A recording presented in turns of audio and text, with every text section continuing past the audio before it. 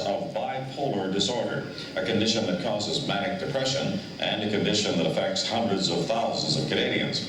According to findings of a small study presented today to the Canadian Psychiatric Association, a combination of vitamins and minerals may alleviate the disorder's debilitating symptoms.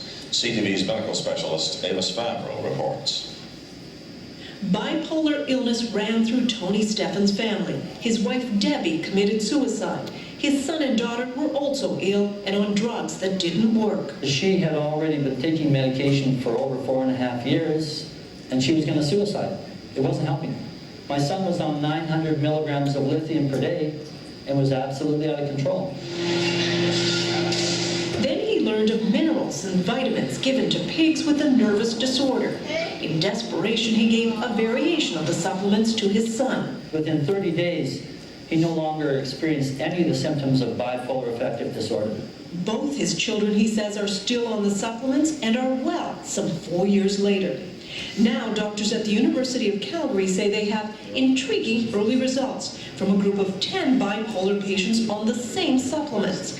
Most had less depression, fewer manic episodes, and improved mental well-being. The decrease in their symptoms is of a magnitude that is very impressive. Any medication that ever had this effect would catch a lot of people's attention. And most have cut their standard drug use by 2/3. This is an entirely different approach to the standard medical therapies that we use now.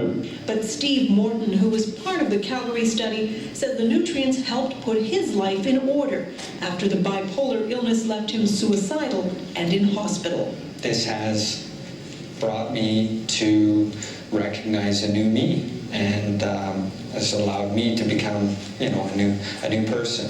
In fact, the Alberta government is investing more than $500,000 to fund more rigorous studies of these supplements.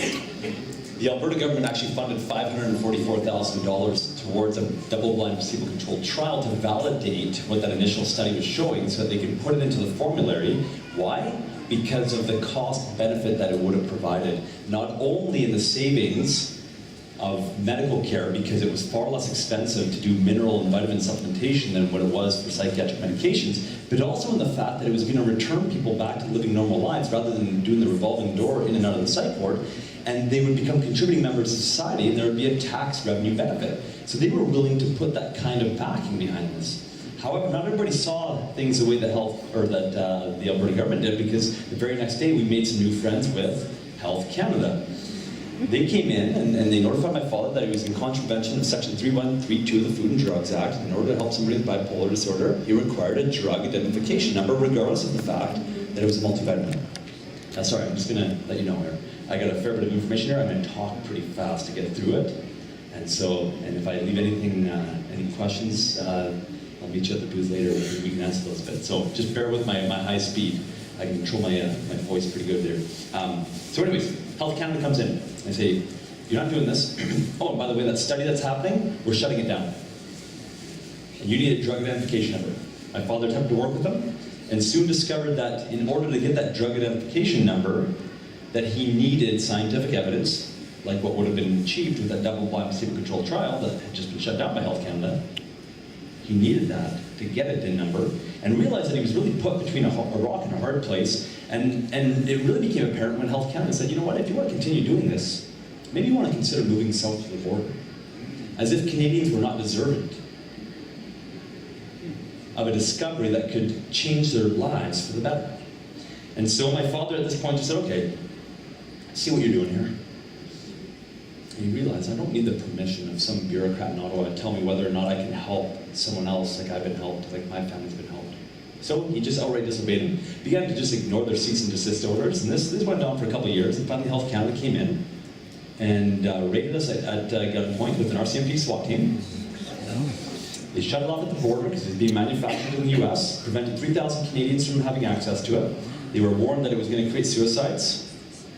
They were unchanged in their determination to move forward with the agenda of preventing people from having it.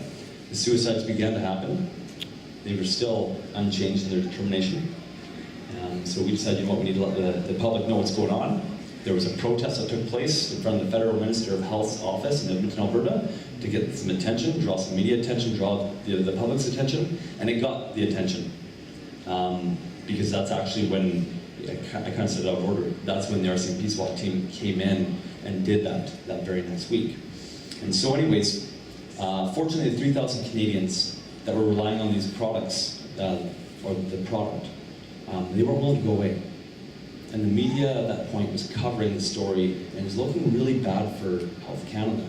And so finally by late 2003, Health Canada decided to let it back across the border.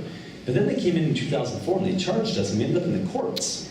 And it turned into a 3-week court case. And the reason why was because of the vast amount of evidence that came forward, wherein our product was proven to do what we claimed it was doing. Because even though studies have been shut down in Canada, there was researchers that found out about it in the US who began to study it, and their results replicated what Dr. Bonnie Kaplan had found, that it was over 3 times more effective than those SSRI medications. And so, that evidence came forward into the court case. And evidence came forward that there was no good resources for helping people come off of medications within the medical system. Why? Because many times it's like, somebody comes in with depression, it's a recurrent disorder, or bipolar, it's recurrent. They're going to get on the medications, but we don't need to be concerned about taking them off the medications. They're going to be on these medications for life. So there was no adequate resources to help people come off the medications. And so when we were helping people come off medications, Health Canada took issue with that, major issue with that. But it was proven that we were the experts in the field because of the vast amount of people, the thousands of people that we had helped come off the medications by that point. Thank you. And so it was proven that our products and program were safe and effective, and so what came out of it was a victory, but more so than a victory, a mandate came down from the judge saying you have no choice but to disobey Health Canada, otherwise you may find yourself in court again for not supplying your products and programs to those who need them, and creating a state of criminal negligence causing bodily harm. And so, the reason why I'm here today is I have no choice.